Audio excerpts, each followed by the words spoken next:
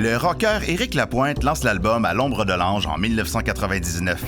Bien que plusieurs chansons du disque connaissent une importante popularité, la plus marquante est Mon ange. La pièce amène une nouvelle dimension dans la musique de Lapointe. Pour la première fois, il chante accompagné seulement d'un piano, sans autres arrangements. Mon ange, il est temps que je change le visage de mon Dieu.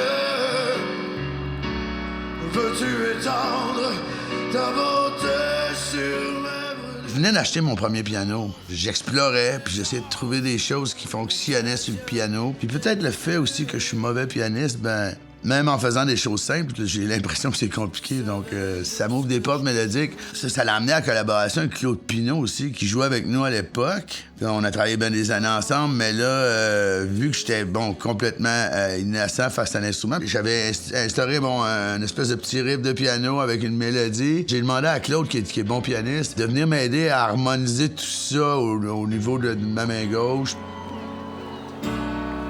Ce monde sera jamais beau.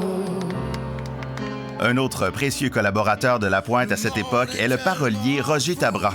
Né en France et ayant débuté son parcours artistique là-bas, Tabra s'installe au Québec en 1992. Sa rencontre musicale avec Lapointe deviendra le fer de lance de sa carrière. À partir du moment où la chanson N'importe quoi devient un succès, la plume de Roger Tabra est demandée par un grand nombre d'artistes francophones populaires, du Québec jusqu'à la France. Moi puis Roger, on s'est rencontrés dans un festival. J'étais loin d'être connu. Je pensais peut-être même pas faire carrière là-dedans. On s'est super bien entendu tout de suite. Puis moi, j'étais un fan de Roger. J'allais le voir dans ses shows. Il venait des miens. Puis il est venu une première collaboration pour mon premier album qui était N'importe quoi. Puis ensuite de ça, avec Invité Vautour, on a continué à collaborer. Rendu au troisième album, on s'exprimait à deux à travers ces chansons-là. T'sais. Donc, on était rendu, on parlait d'Éric Lapointe comme à la troisième personne parce que c'était nous deux. Donc, qu'est-ce que Lapointe a à dire? Évidemment, on cachera pas le fond de mon armure. On était deux oiseaux de nuit, deux bombes dans l'âme, deux écorchés. Une phrase que Roger me disait souvent quand on écrivait... on travaillait sur des chansons d'amour. Il m'appelait Petit Bonhomme, puis il me disait « Petit bonhomme, faut savoir souffrir en Seigneur. » Ce monde sera jamais beau. Il n'est pas pour nous. C'est triste que Roger nous ait quittés, qu'il puisse pas nous donner sa version de ce qui l'habitait quand on a écrit ça. Moi, évidemment, je parlais à ma blonde, lui, il parlait peut-être à son nouveau-né. Va savoir, mais de toute façon, une chanson, ça doit avoir une certaine part d'ambiguïté pour que les gens l'interprètent à leur façon.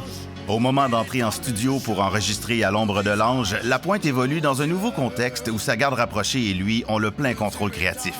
Pour la chanson Mon ange, Éric et son équipe sont à la recherche d'une femme qui pourra prêter sa voix au duo. C'est ainsi qu'arrive dans le décor une parfaite inconnue qui va créer toute une magie. Je me souviens de l'arrivée de Mélanie Renaud. Je cherchais une voix angélique, comme ça, j'avais le nom d'une chanteuse en tête qui malheureusement était prise. Et c'est un ami qui m'a dit tu devrais appeler et essayer cette petite chanteuse-là. Elle est toute jeune, mais elle a une voix spectaculaire. Donc, j'ai contacté Mélanie qui est arrivée. Elle est arrivée au studio. Puis je pense que c'était la première fois qu'elle rentrait dans le studio. Elle avait peut-être 17 ans à l'époque. J'ai fait écouter vite la chanson. Puis j'ai donné une directive approximative de ce qu'elle avait à faire, mais je voulais quand même avoir son... qu'elle se laisse aller, tu sais. Puis la première chose qu'elle a fait, c'est ce que sur le disque. Heureusement, tu changes tout.